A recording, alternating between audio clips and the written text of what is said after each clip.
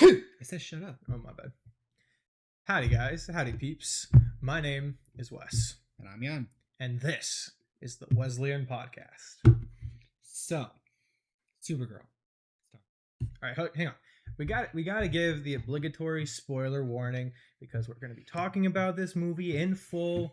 And for those of you who haven't seen it or can't see it yet, we just want to give you that warning, right? You got to feel responsible, right? Just don't want to drop that, the main bad guy dies right at the beginning of the video, right? That'd just be rude without giving you that warning first, Anyways, I give this movie a solid, I want to say 6.5 out of 10. 6.5? 6.5. I can do that. Halfway between 6 and 7.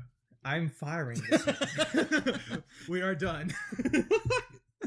I am not childish. My bad. No, I'm childish too. I don't know. Anyway, what do you think about the movie? What's your rating, I should say? In the gut shot, I definitely said mostly negative. I had to give it a number rating. I think probably a 3. Ooh. Yeah, it's dang. pretty bad. Ooh. It's pretty bad, y'all.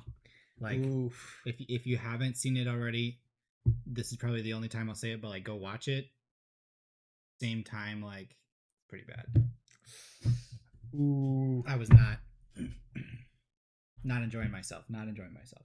All right. So then what was the biggest thing that was like the biggest problem to you, I should say? Yeah. I think the biggest problem for me was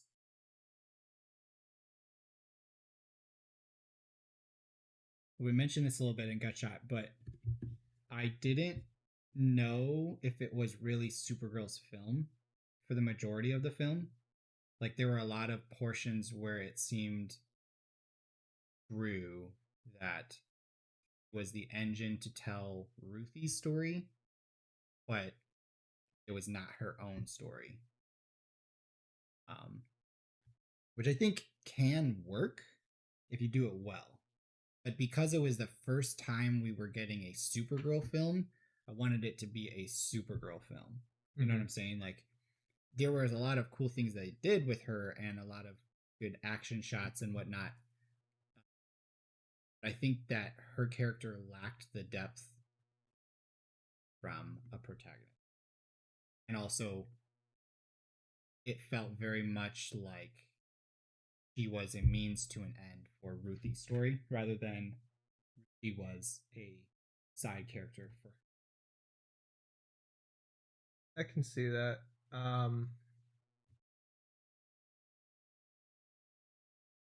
There were the stakes in the movie definitely felt different for each character because Lobo was just there and Loboing around as usual. He was there a lot, and which isn't a problem. No, I wouldn't say. I wish it was a Lobo film. Same issue as what I just said with Ruthie, but it did feel like when Jason Momoa as Lobo was on screen, he was the main character that I cared about because his character was interesting, quirky, and seemed like there was potential depth there versus Supergirl's did feel kind of flat. Yeah, I think her part of the story was pretty much like, oh shoot, my dog getting injured is messing with my bar galaxy hopping side quest for my birthday, while she's kind of just grappling with like a more surface level idea of I don't know where home is because my home was destroyed. Yeah. Whereas, with Ruthie's story, it was a lot more like revenge quest oriented. And now that I think about it, I don't think Ruthie killed a single person in the movie. Which was also super disappointing. Because there was definitely some part of the argument where, like, you don't want to kill someone for revenge because the revenge doesn't help, right?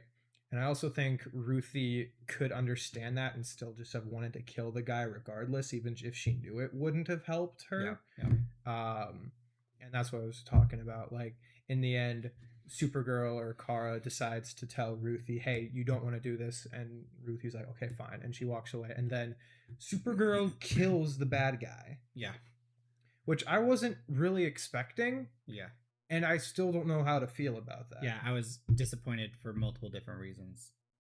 One being, I thought the villain was a interesting potential villain, and there were a couple of moments where they set him up as someone that was ruthless and worth being afraid of.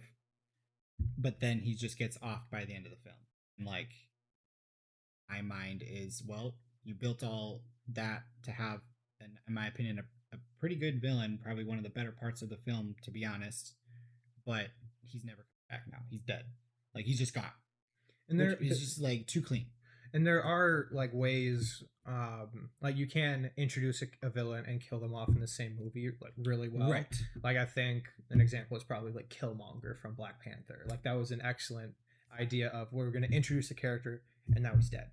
But it works so well because his death had purpose beyond just we defeated the villain in that, right? In Supergirl, they just defeated the villain and then the villain was no more. And it was just like, yay, we're all done. And it was like kind of, it felt too much like a Feely film by the end, essentially.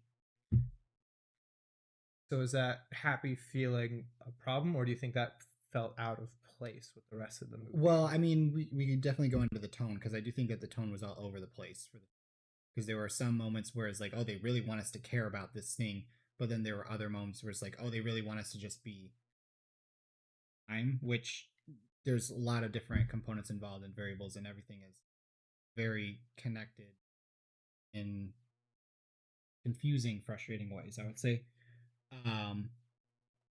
But I think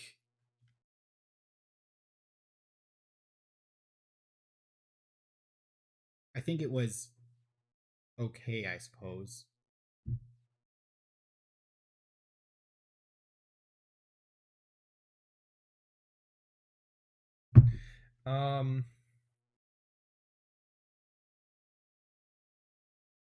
So then, while you're regaining your train of thought, one of the things that we mentioned in the gut shot episode was the soundtrack or score of the film, right? And how I had compared it to like it's probably in my opinion like Guardians of the Galaxy Volume 2 soundtrack, because it's not like it's the next James Gunn's next soundtrack, but it doesn't stick out to me as much as the first movie did, right? So with Guardians 1 is iconic, right? Those songs are now legendary because of that movie and how well implemented they were. Same thing with 2025 Superman, because all of those songs that were implemented were great.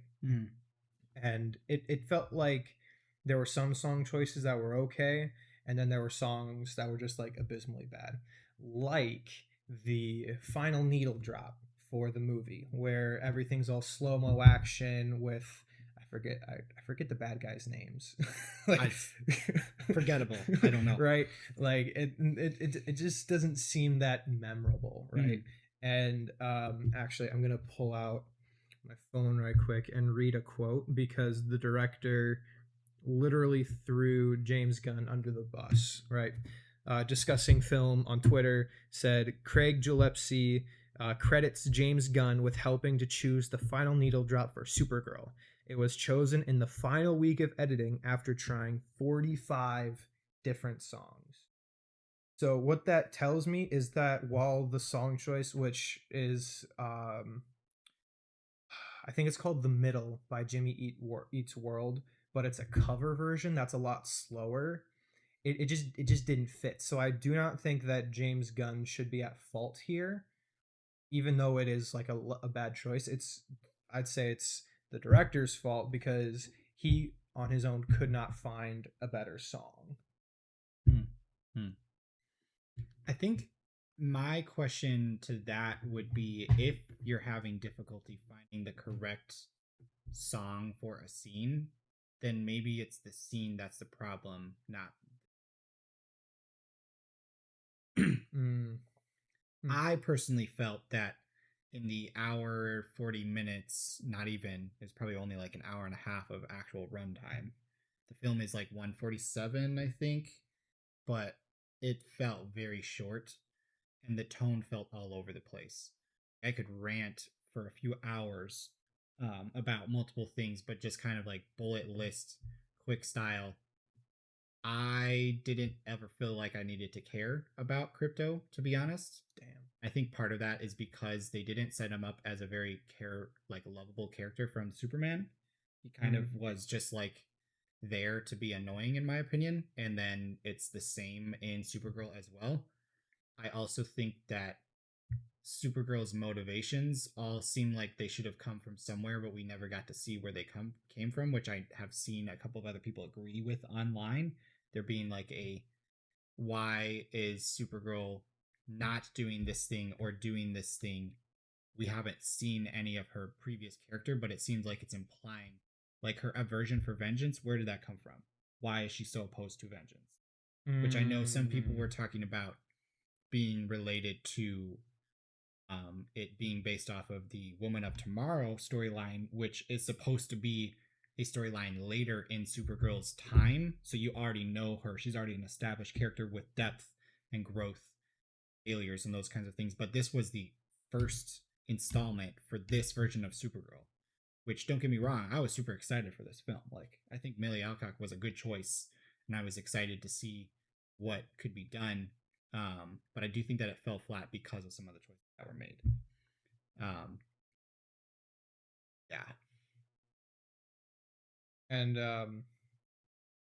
the thing with the runtime, which I find really interesting, is with the baseline right now is currently just Superman because we still only have 2 movies in Gunn's DC universe. Yeah. So with Superman, you had a good 5 minutes of movie before the actual like title card, right? Because you had the exposition of where the world is at with Superman right now, and then you had him crash land into the Antarctica, wherever he is, and that whole side quest thing, and then he goes off back to Metropolis, and then you have the title card, and then at the end of the movie you have like a fun credit sequence, right? You have like the names, you have the punk rocker song. Like, it's a 10 out of 10 movie sequence. It did feel a lot more artistic for Superman than Supergirl. Like, I think that's part of what you're getting at, is like they had an idea of what they wanted it to be as a whole.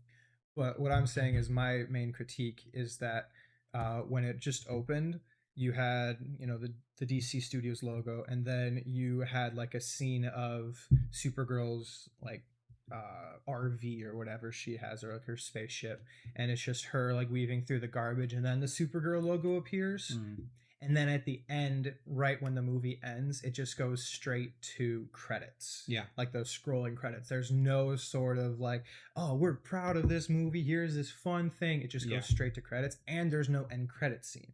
Now, James Gunn has gone on record and say that he does not want end credit scenes to set up other movies because he wants to try and have each movie be its own thing, instead of like breadcrumb trails, like, which we can all appreciate, right? We can all appreciate that it has gotten a little bit wearisome to expect some big setup at the end of every Marvel film, and I was excited to not have to need that for DC. But at the same time, because that has become a lot of the standard of the industry, I do think that people's minds have grown accustomed to that, and so removing it suddenly, they're not realizing that they're forgetting to set up the next thing in the film itself if they need to. Like, that's one argument I could see being made about how I mentioned Supergirl felt like we have really not gotten to know her at all. We don't really have any establishment. Like, she did get teased at the end of Superman. Like, she does appear, and throughout the entire film of Superman, you don't really realize, at least I didn't really realize, that Crypto was not his dog, but it was her dog. And you get that at the end of that at the end, and I did enjoy the way that they did that. But to your point, at the start of Superman, we have some exposition, which I actually thought was done really well, where it was just like, hey, we just have to tell you some stuff. It's okay. And then it got straight into the action, and it worked fine. I wish they had done something like that with Supergirl, where it was a little bit of a statement of like the stuff that happened off camera that we didn't see that would need to be established. Like, I would like to know why was she not feeling at home on Earth? Why was she thinking that it was needed to go party for a week in space? Like, what was her motivation? Because she got set up as this character that was kind of like depressed, essentially, which I think could be really interesting in a good storyline. But by the end of the film, it's just like, wait, what happened to the depression? Like, there was no dealing with it. It just kind of disappeared. And it disappeared seemingly because of like good values, I guess, or her realization that she just needs to defend others, which they kind of developed a little bit with flashbacks and whatnot, but it felt all over the place. I don't know. There's something to be said about a nice linear story where it's just you start and then you end and there's no like jumping around in the timeline. I personally think that that can get boring pretty quick, and I enjoy having a well placed flashback where it serves a purpose. I do feel like a lot of the flashbacks in Supergirl ended up feeling more like, oh, we have to show something because you need to know more about who he is, rather than this serves for the moment that's happening right now. Mm.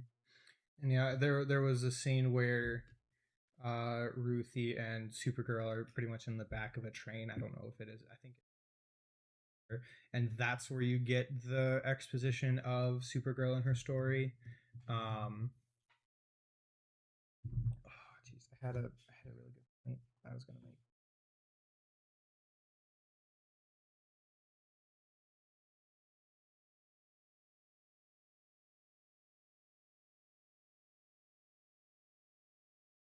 Forgot. That's okay. um, no, just the I didn't see. Oh, that there we go. Found it. Timeline, right?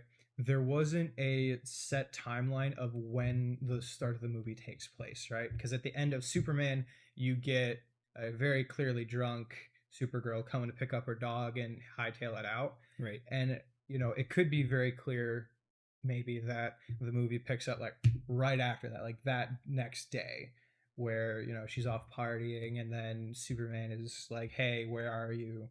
I gotta say, I did love seeing David Cornsweet back in this movie. I really loved it. I really love him as Superman. But yeah, as you were saying, there really wasn't much that we saw of Kara on Earth. I don't think that's necessarily a problem innately, but the way that they went about the story, it was just like, this is just something happening out there that we just kind of like don't have any skin in the game for. Mm-hmm.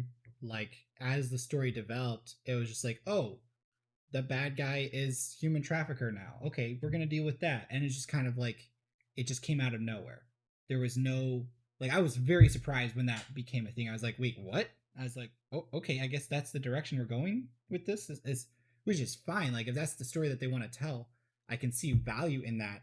But there was no reason for us to be already moving in that direction, right? With storytelling, there's a necessity for expectations and setting things up, right? A lot of the stuff that happened in Supergirl, it happened. I didn't anticipate very much at all, which some people would be like, "Oh, that's good. You want to be kind of like caught off guard by things." At the same time, if you're not able to predict anything because there's nothing being teased or presented, then at some point it's just kind of like, what are we doing? Well, counterpoint, Obsession. You had no idea what was, or at least for me, I had no idea what was going to be happening next, and that was what made it exciting. So maybe with Supergirl, they just didn't do that unknown part well, maybe. Yeah, and that's, I guess, what I'm trying to say.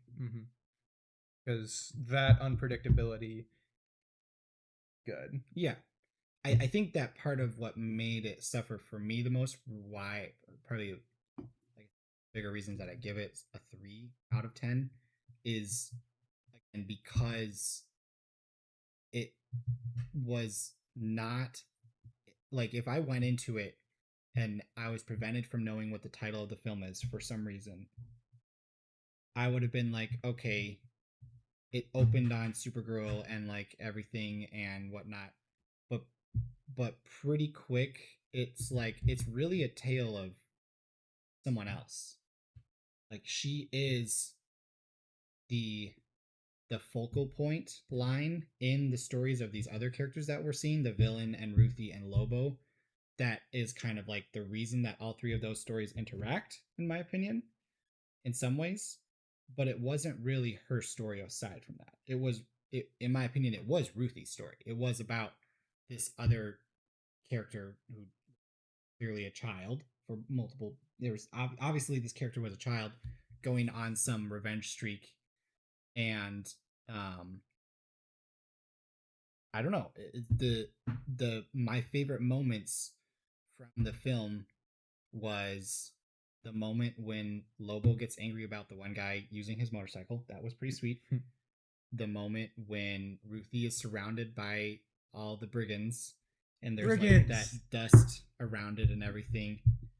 And I think those were like my only two favorite moments. Those were the only moments that I was like, this is really cool. I think actually the moment when the bad guy, I can't remember the villain's name, is chasing after the family that was trying to turn in Kara and Ruthie, like finds them in an alleyway and just like kills them, takes them all three out. That was the moment when I was like, oh shoot, this is a villain. And that was actually the moment when I did have, I think, my first expectation of this guy is going to be coming back again someday. And then by the end of the film, he's dead. And I'm like, wait, what? No. And so, I don't know. I think that just shows how different Superman and Kara and Superman and Supergirl on how different they are on fundamental levels. Yeah. Because Superman would not be caught dead killing somebody. Right. And Kara and Kara even says that she sees Clark sees the good in people, Kara sees the truth. Right. And so Kara saw, all right, this guy's going to keep doing what he's doing. I need to stop it now before it gets worse. Sure. On one hand, like, I kind of agree with that, but I also am like, you also need due process. I don't know. It just gets, lines get blurred really quickly. One thing that we could talk about as well is like the arc of Supergirl throughout the movie. Because like a good story, you should have the character arc going from a starting point to like a crisis moment and then to the resolution, right? Like you want to have your inciting incident and your climax and all of that stuff for the story. It seemed to me that her arc was a very strange wave rather than an arc. Like in some sense, it wasn't even a line; it was just like random points on a graph. Whereas, like, okay, she's a Kryptonian with godlike powers, but she's choosing to be under a red sun so that she can get drunk. Which that actually is one of the beats that I think makes sense because again, I was super interested to see how she would deal with the depression. But then it turns into, okay, now she's just someone who has a high moral compass for what is right. So she's going to defend this random little girl from getting her sword stolen and takes out that other guy. And I'm like, okay, that happened. And then we go to, now she's just like, I'm not going to help you. You got to do this yourself. Or like, I don't care. And then we go to, there's a side of it where I got to the point by the end of the film where looking back on the motivations for Supergirl to do anything aside from what she wanted to do, it felt too much like the writers just needed an excuse for her to do something. So she got stuck on a planet with a green sun where she couldn't do anything and she needed someone else to help her. Crypto got poisoned, so she had to go face the villain because she had to save her dog. You know,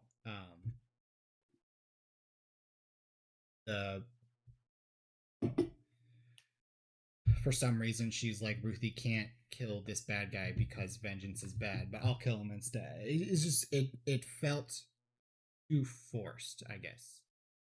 I don't know. There could be an argument made though where, you know, Kara has already killed before, and so she's like desensitized to it. Sure. And she doesn't want someone. She knows the effects it's caused on her. Sure. And maybe that could be a cause to her drinking. Who knows?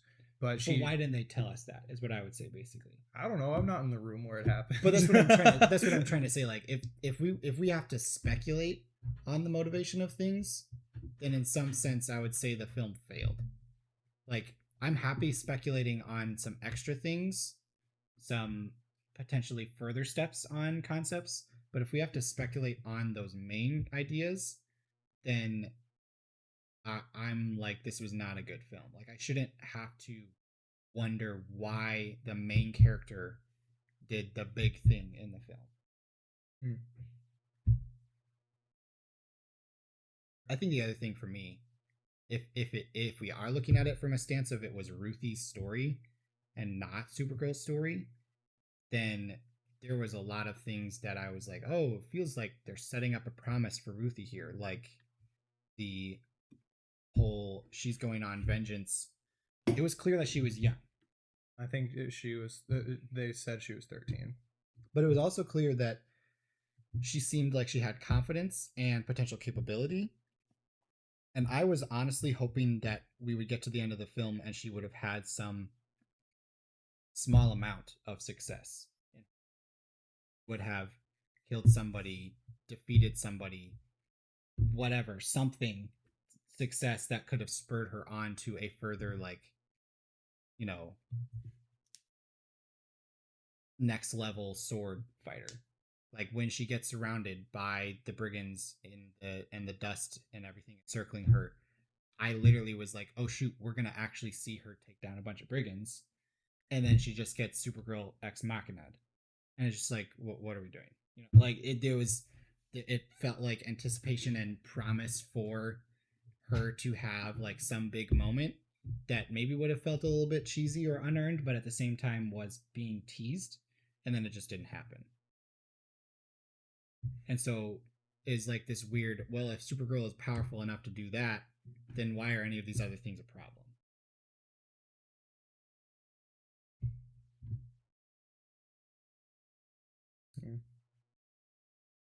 So we've kind of deconstructed the plot. Do you think there's any so going about like how the movie was made? Like, would you say how bad would you say like the script is? Because when I was watching it, you know, there's all these points you're saying about how like if we have to, you know, theorize about characters' opinions, that's bad storytelling. But like as like the words themselves, I didn't see anything that was immediately too problematic. Like lines specifically? Yeah, I didn't really feel like there was any specific lines that I recall or stood out that I hated that line.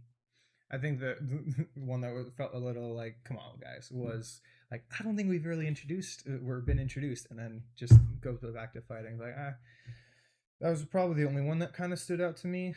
I thought all of Lobo's lines were great, mainly because Jason Momoa wanted to be Lobo.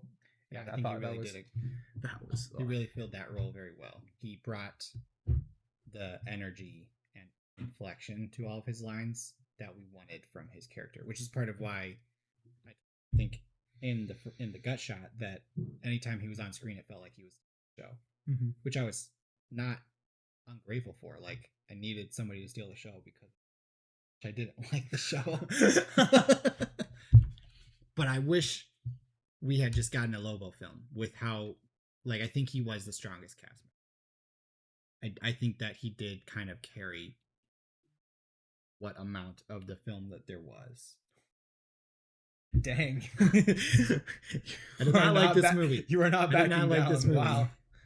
I loved Superman though. Like that's part of what frustrates me as well is for James Gunn's DC here, there was a expectation and a bar set with Superman, which I think was very good. I still am not sure if I would say that I like it better than Man of Steel or not, but that's a different conversation. But like there was a bar set there, and your second whatever is going to be super important, because if your first one is a success, people are going to ask, is it repeatable?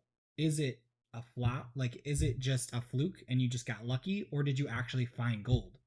And if you actually found gold, then you should be able to repeat it the second time or the third time or whatever it is. That definitely didn't happen here. Like, it's definitely not as good as Superman, right? Yes, definitely not. Superman is definitely better. I think, though, what Gunn wants to try and do, though, for this DC universe is if he were to undertake every single project and be the director and the main writer, he's going to get burned out in 3 movies. Nobody wants him to do that either. Right. So, like with Supergirl, he gave it. I think there were a lot of like Gunn's fingerprints in it, but at the end of the day, it was Craig, whatever his last name is. It's his movie in James Gunn's thing, and it just didn't work. Yeah, I think that was part of it as well. The like, I don't want James to direct every DC. And I don't either. Like, part of why Guardians is so loved is because it was a new tone and style, and it was very different than the other things in Marvel. And I think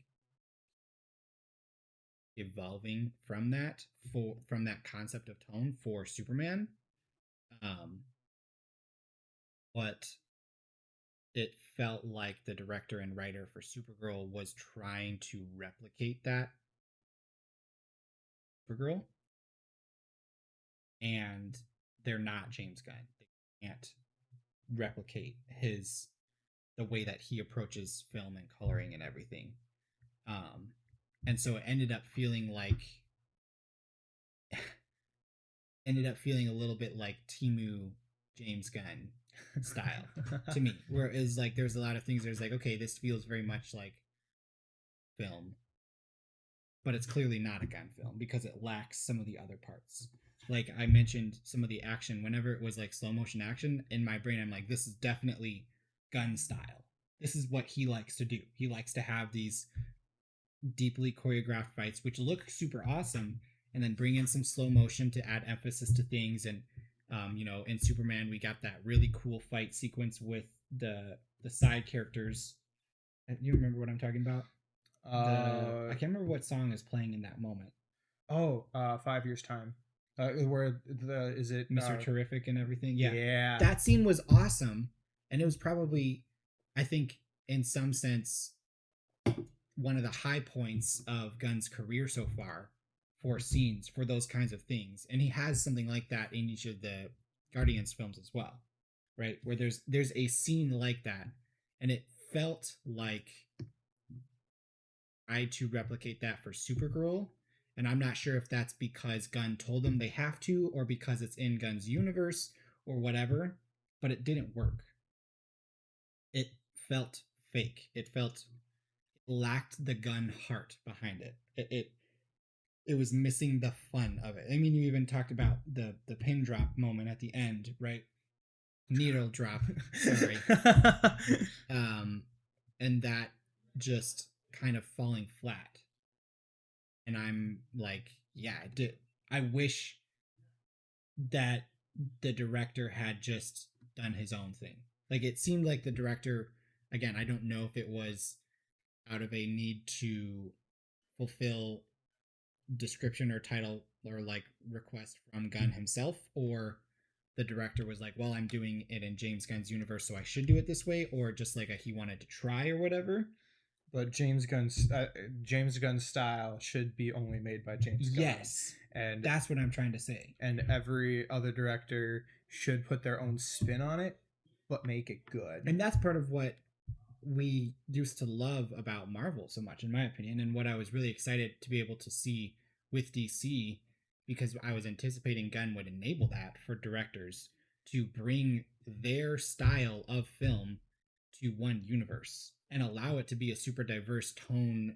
Like we talked about how part of why I do like the new Superman is it brings a more traditional Superman tone with a lot of hope and heart, versus Man of Steel is very gritty and feels more Batman style tone. And I really wanted them to have a distinct tone that's separate from that for Supergirl, but instead we got not even 50% replica of the same tone for a different character. It's like if the character should have the same tone, that's fine, but let's actually make it that tone instead of kind of like halfway. I don't think that Supergirl should have the same tone though. She's not the same character. She's not Superman. She's not about, I mean, David Cornswet's whole speech at the end of Superman about what being human is, I think was the real anchor heart of that film. And it really, that was like, if you just read that speech and that was all you knew about the film, you know what the film is about. That was what the film was about. There wasn't a moment like that for Supergirl. I wish we had, even if it wasn't a speech, but just some kind of thing that was like, that was the moment that expresses, conveys, whether it's visually or verbally or whatever, what the film is about, but we didn't get that. And instead, we got an attempt to have the same tone as Superman. Part of me right now is wondering if maybe that's why I didn't like it so much, because it was attempting to replicate a tone of a different character's film, but it didn't even know what its own tone should be. Like, yeah, did the Supergirl film know what it was supposed to be itself? I think the answer is no. Mm-hmm. But my eyes are definitely set on Man of Tomorrow, because with James Gunn back in 2023 when he first announced like the first phase of the DC movies, right? I want to take a pause right quick and actually look up what projects were announced in that, because I really don't want to get this wrong. So bear with me 1 second.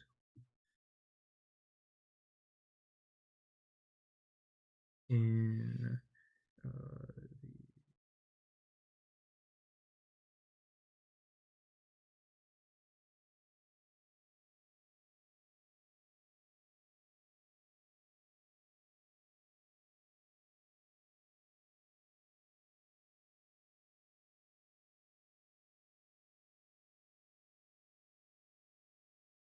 oh geez.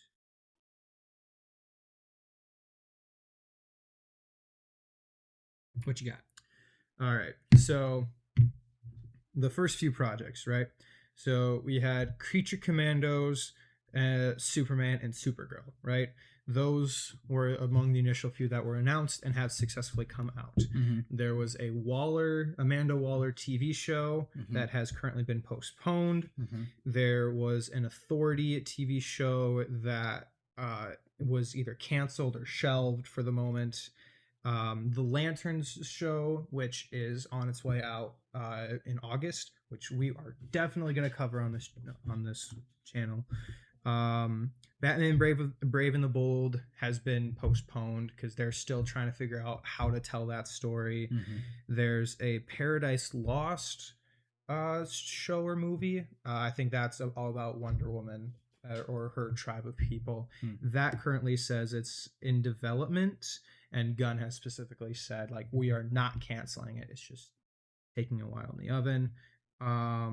The Booster Gold TV show hasn't been officially postponed, but it has basically postponed because we haven't heard anything about it since. And then there's a Swamp Thing, the Swamp Thing, which is in development, right? So all that to say, we still don't have enough of a look-see at like what James Gunn has planned, like closed behind the doors. So right after Superman did well, he immediately greenlit the Man of Tomorrow movie, right? And he's writing and directing that one. So if they have the same tone as Superman, I am really intrigued and excited for it. Yeah. And now that Supergirl didn't do great, I am definitely cautious about a DC movie that isn't made by James Gunn, because I don't know now, are they going to try and replicate Gunn, or are they doing their own thing? And I think that as we've mentioned before on this channel in our obsession episode, there is a strong mentality for me that I think will persist for many years. Where so when James Gunn made Superman, if I remember correctly, he wasn't running DC at the time. He was. He was? Because he got control in 2022, and then Superman went into production in 2023, and then filmed 2024, then released 25. Okay. Do you know, because I don't, did he make Superman first because that's what he wanted to make? Or because that's what was up first? It was definitely the most logical choice. Okay. Because when you think of DC, you think of Superman and Batman and the Justice League. Because I'm at the point still where if art is being made from necessity, from a stance of we should make this because it will succeed, it's not going to do well. Versus if art is being made because someone says, I want to make this art, it is going to do well. I think, right? And for me, the mentality that I think we have enjoyed with Marvel a lot has been, especially in the first phase, actually, mostly in the first phase, it was a collection of different artists that wanted to tell their tone, their style of story about a specific kind of character with no concept of them necessarily needing to be all connected until partway through the first phase when somebody was like, wait a second, we can actually put these together. But we got so many good, separate siloed films with their own tone, with their own characters, with their own arcs and things over there. We got, the first Avenger and Iron Man. Ant-Man is one that I think about as well.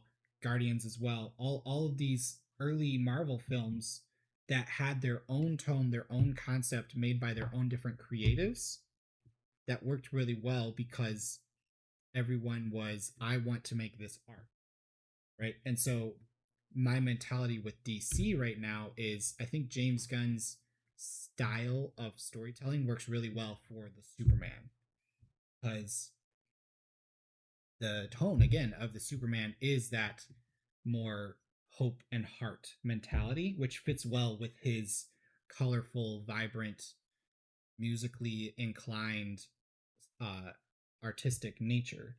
Versus if James Gunn were to announce I'm doing Batman, I would immediately be like, I don't think so. Like that would be my first reaction is he does not have, in my opinion, the capacity to fill the right kind of tone for Batman. So to your point, I agree that this Supergirl film makes me wary of things that are not made by Gunn.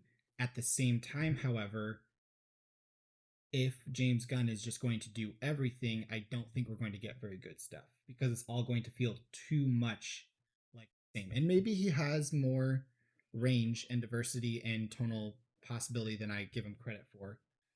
That's a possibility. But if he's going to make every single thing, then I imagine everything is going to feel like a Guardians film. Which is what I know some people have said they didn't like about Superman, is it felt like a Guardians film. And I'm like, well, yeah, it's made by the same director, so that makes sense. It's going to have similar ideas and tones, and he's going to use the same kind of artistic expression. You look at a Monet painting, which I've mentioned before, it's going to look similar in concept to another Monet painting because it's made by the same artist. And so when James Gunn took over DC, what we were super excited for, what I was super excited for, was him being an artist to enable other artists to create their art. So if it's going to diverge and dilute down to just James Gunn and he's the only artist, and we're either going to get a very nicely single tone entire universe where all of the characters have the same heart and hope like baseline, or maybe he'll surprise us and he'll be able to bring all the different tone. But I would be more interested in him enabling and greenlighting artists to create their tone, to create their style, right? So that's part of why I wonder with Supergirl, I'd like to know if James Gunn required Supergirl to have the tone that it had, or the artists felt pressured to replicate the tone, or they just didn't have any idea for themselves because it was just, we were told we need to make a Supergirl film, so we're going to make it like this, right? Because it seems very clear with what we got that it was not instigated by someone going to James Gunn and saying, I want to make this film as a Supergirl film. The instigation was the producer saying, let's make a Supergirl film, not an artist saying, I want to make this. Talked about before, and you understand what I'm talking about, right? Yeah, I think I would want to push back on the idea you presented about a piece of art that is being made out of necessity won't necessarily be good, and art for art's sake is what is good. Because at least I think I got your point right. Because with Superman, it was the most logical step to start a new DC universe. And from there, I'd say the next logical choice would be to build out your Justice League, right? Not maybe slowly building toward a Justice League movie in 5 years or 7 years or however long. And after Superman released, James Gunn immediately went, all right, we're going to make Superman 2 before we make Wonder Woman or Batman. And that, I'd argue, like Superman 2, even though it's technically called Man of Tomorrow, would be the more art for art's sake.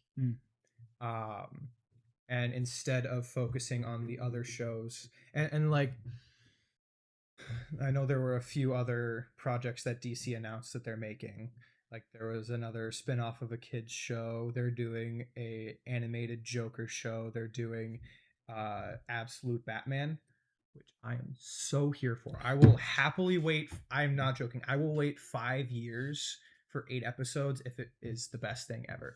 Anyway, I'm getting sidetracked slightly. But I think that there's some focusing problems that need to be figured out. And even like it was announced, we're getting a Jimmy Olsen and Gorilla something TV show. I don't want niche side characters in the first 5 years of trying to build out a very well established universe, right? Even and like with Marvel, right? Their first 5 years leading up to Avengers was building up Captain America, Thor, Black Widow, Iron Man. But rebuttal to that, have you read many of the Marvel comics? No. Because the characters that they chose for the cinema are actually not the big buck characters in the comics. Iron Man and Captain America are secondary Avengers. Primary Avenger leader in the comics is Spider-Man. He is the primary leader in most of the comics. Captain America, Iron Man, Thor, those are the lesser known characters. Like part of why Iron Man worked so well is because he wasn't as big of a character in the comics. As there was more ability for them to have creative liberties, for them to branch out. And so that's where I would push back and say, I actually want, I think the opposite of what you're saying. I would rather have them say, we're going to make 19 projects about obscure characters that you don't really know about, because then you don't have as many expectations. They can make the tone how they want, and they can craft the character how they want. Versus if it's, we are going to start with Superman and then work on building out our Justice League. I personally would be like, don't focus on the getting to the point of having the Justice League. I think that's part of what the problem is Marvel succeeded in this way that DC has this insatiable desire to replicate. And I'd be like, but the way you replicate it is not by chasing after the Justice League from the get-go.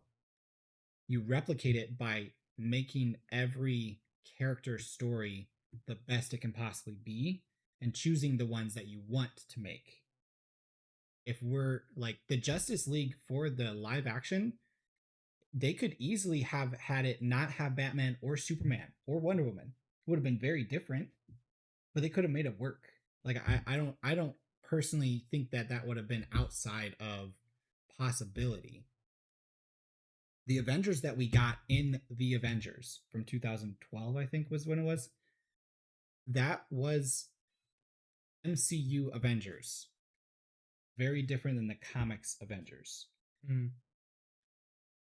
And that's part of why it worked, in my opinion, because it was different and it was for a audience that was different. For DC, I know it's a little bit different because the comic fan base and the cinema fan base are much more intertwined, and they're definitely marketing a lot of their TV shows and films to the comic nerds. Versus Marvel, when the first Iron Man was made, when Jon Favreau made that film, he was like, I want to make this. I want to make this art, basically, right? And it was really good art. And it was not catered to Marvel Comics fans. Though they did watch it and enjoy it, it was a superhero movie for people that like movies to go see, right? So I just want to see more of that. I want more. Let's find a character that we want to tell a story about. Yeah, I guess I just don't want I want like a mix of the well-known characters versus the unknown characters instead of just completely going into, all right, so we have Superman and we have Supergirl and we got a Green Lantern, and now let's just throw like a whatever, like 10 other like unknowns into the fray, which Gunn is very good at making unknowns known, like he did with Guardians of the Galaxy and he did it with Peacemaker. Like Peacemaker was awesome and is definitely now a like household name. Right. Well, he probably shouldn't be household because the show is insane, but it again, I think you're proving my point though. Those characters that you didn't really know about that weren't big names before are now big names. And I think that if you opened the idea to James Gunn not being in the box of, oh, he has to do Justice League, or even the people under him, they have to do the Justice League, the traditional Justice League, but instead, I mean, like, Guy Gardner is not even the main Green Lantern. Main Green Lanterns are Hal Jordan and John Stewart. And I would personally much rather have either of them than Guy Gardner, actually, because I think their characters and stories are more interesting in comics and animated TV. But Nathan Fillion is great, and he had a good idea for doing the Guy Gardner Green Lantern, which is why it's working. He wasn't. It did, in my perspective, it didn't start from we've got to do a Guy Gardner something. It was, I want to do this Guy Gardner, right? Like, I personally believe that the Superman film was, we've got to do a Superman film, but rather James Gunn, like, I have an idea. I want to tell Superman this way. I show him this light, which does make sense coming off of the last Superman film being the Man of Steel version, which was much grittier, much darker, leading into the nightmare world that we got the tease of in the whole Snyder series. So it'll be interesting to see, I guess. I guess I'm just worried that it'll take 10 years to get a Justice League movie. Or I don't know, because do we want a Justice League movie though? I would, because I'd like to see it done right. But if you want to see it done right, then trying to get it sooner is not going to help that, I guess. Yeah. I don't know. I just no. It's just gonna be a waiting game, and I hate waiting. I mean, we're what, 2 movies into as 2 movies and like 3 shows into this new DC. Like, it's going to take about 10 years for it to get like really set up and the foundation of the world like established, and I hate waiting. But yeah, I am just excited Supergirl was a bit of a misstep. Um, it was definitely a lot more aliens than I was expecting because you just saw a bunch of like races, and I thought we were just in like Mos Eisley Cantina or something for a good chunk of the movie. Um, but I just keep thinking to Superman. Every time that I think, oh, Supergirl's good, I'm going to worry about the DC future. I just look to Superman, and I know that it can be fantastic. And this was just a misstep, as Peter Safran said in an interview. It's just we have a plan, and we're still confident in it, even though this step was a misstep. So that is my takeaway from Supergirl. Yeah. I will say they have set up the Justice League in somewhat already. From the Justice Gang. Yeah, there is possibility already there. I will be interested to see how they handle the actual foundation of the Justice League, because traditionally it is Batman that like instigates it, and they don't have a Batman right now. I don't personally believe that they're going to pursue a Batman at this point. Like I don't. The tone that Batman has, I mean, honestly, The Batman was probably one of the best tonal Batman things that I have seen. And I also think that Superman 2025 was probably one of the best tonal Superman things I have seen. And I don't know that putting those two characters into the same thing would work. I know they're not planning to do that, but like the tones I don't think would gel, essentially. And to that point, I'd say I feel that we could trust James Gunn with figuring out like even if the Batman from like Brave and the Bold isn't going to be as dark and gritty as Robert Pattinson's Batman, I still trust James Gunn to make a good Batman that can tonally work with the tone of Superman, right? Because even like we've been going through Young Justice and we're just about to start season 4, like that's a different tonal Batman to Robert Pattinson's Batman, and and he still gels really good. His is a more traditional Batman. Yeah. So if we do a more traditional Batman, I think that could work pretty well with this new Superman, and it doesn't. And if they do try and meld, Robert Pattinson Batman and Superman, that won't work because the tones are gonna clash horribly. Because you can't have that Batman be in like a Yellow Brick Road style romp. But yeah, I trust James Gunn will make a good Batman, and currently it is slated for 2028. I don't know if that's actually going to happen though, because there hasn't been any word about the script for that, and I don't want them to rush that because I want them to make a good Batman, not a Batman. Yeah. So. Yeah, there's also always something to be said in my opinion, for team up films.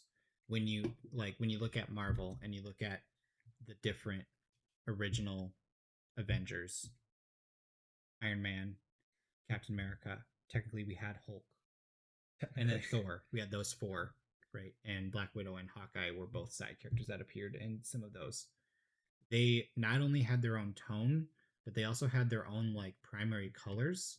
And there's this interesting thing with film where, I don't actually know if you're aware of this, but like you want to choose like primary color and then a few colors that complement it for your film. And you want it to have that same kind of color grading and warmth to it. Like Iron Man is a lot of red. Captain America is a lot of blue.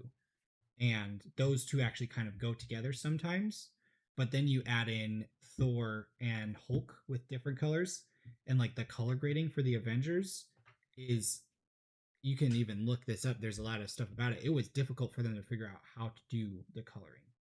Because with Iron Man, you lead into the reds. With Captain America, you lean into the blue. So everything has that more aesthetical color, versus the Avengers was kind of all over the place.